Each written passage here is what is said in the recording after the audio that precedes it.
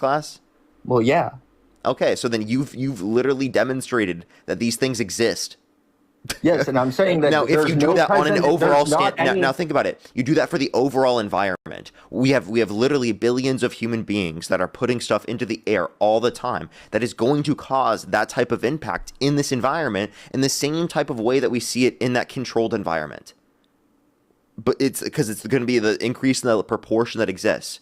It's going to offset, right, plenty of the other natural elements of our system that we already had. Like there's a certain level of emissions that are held by or carbon that is held by like the ocean, for example, and we can get to an extreme level where it acidifies the ocean, right? Because there's too much that it's holding on to because we offset the natural cycle. So what we're doing is we're offsetting the natural cycle from what it was not. And there are plenty of things that we know are going to happen as a result of this. But also what you are kind of on point with it, but you don't realize is that there are plenty of things we don't know that are going to come from this. And that's a bad thing. There are a lot of things we can't judge. We don't know whether or not it's going to be more harmful or less harmful. And that's something that we need to be able to try to prevent in the first place. And we need to like take some type of precautions to do that in the first place. And we shouldn't just say, fuck it, let's leave it to our kids. Let's leave it to our grandkids. You know what I mean? Like we shouldn't do that. Maybe we should try to do something. Okay, like you understand actually, like if you look at the data, done stuff to do stuff. I mean, Trump has pushed for more nuclear reactors in the country. He has approved that. So he does support more renewable energy. He gave out tax credits for buying electric cars. Like there was things that Trump did too. No, he didn't. Yes, he did. Because I remember everybody was talking about, he's giving his buddy Elon a pat on the back. Are you talking about his for helping him get in office? No, because he actually got rid of that. That's why like people were making fun of him, because he got rid of it and what? Are you sure about that? Yes, I am sure. You live in like an alternate reality, my guy. Pull it up. Thank you for the galaxy. Thank you very much. I really appreciate it. Thank you. Yeah, I'll look it up. Gets rid of tax credit for EVs. You'll find it right away.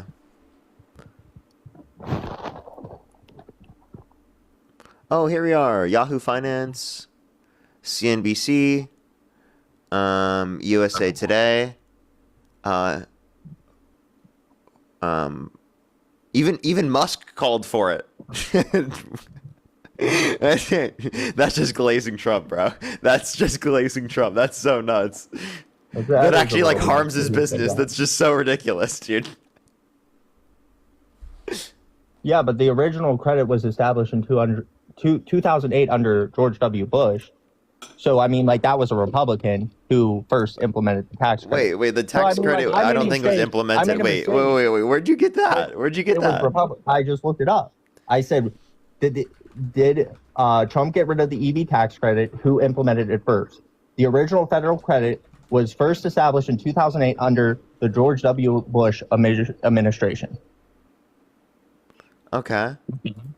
So you're saying that, Republicans are completely against it, but then there's something like this. I'm saying that I was wrong, okay? I thought that it's funny. You should take a look. A pat on the back. I swear I remember seeing this on X. And watch this. Who proportionally supported that more, Democrats or Republicans? Real question.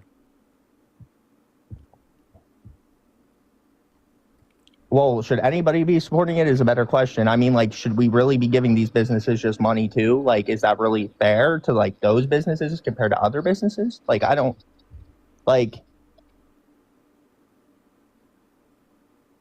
I do think Democrats probably pushed it further along, yes. Okay. But, like, the Democrats are the ones that are mainly advocating for this. Are you happy that Elon's pockets were lined up for, like, literally were stuff full because of stuff like this? Because I'm guessing you don't support Elon very much. I don't. I mean, I would prefer it's someone else. Yeah. You don't. What's your point with that? Like, the point is, do you understand? I still want to move towards renewable energies. That supports a person that you don't like, that you and I don't like him because of the fact that he helped get Trump in office. Right? That's a huge fucking reason. Because he begged to be on the island. And maybe he wouldn't have had the power to do that if there wasn't these tax credits that were getting pushed further and further by Democrats. What? That he did what? What do you mean tax credits? You're being ridiculous, dude. The tax credits are not what caused Elon Musk to be able to like buy out Trump's campaign. I don't know what you're talking about. He had the type of money to be in a place of power Hey, dude, because of Tesla. Can you stop being ridiculous? We need these things in order to be able to change towards better types of energy production and usage that are better for our environment and us in maintaining and living within our environment. You know that, right? I think yes, but I also think that the United States has changed a lot since like the 60s on this stuff. And it's been through multiple different administrations of both parties. And the thing is that it's not you know, all Trump on thinks us the climate's going to start cooling and science just doesn't know it yet. I don't care if another Republican administration did fucking yippity doodah. I'm asking you right now, why do you support Donald Trump even though he actively denies science? Because at the end of the day, it's not on all the United States to change. The United States has changed a lot. China hasn't changed a lot. Our competitors haven't changed a lot. They still don't care what they put into the environment. They care about how to make more money. What do you mean? China is actually literally doing things to actually address the environment and try to reduce carbon emissions. You know that, right? They've literally said they're doing. Support all the news that comes out of communist China. I'm glad you do that, Parker. That's really cool. I don't. That's not my position. But we can actually see information substantiating that.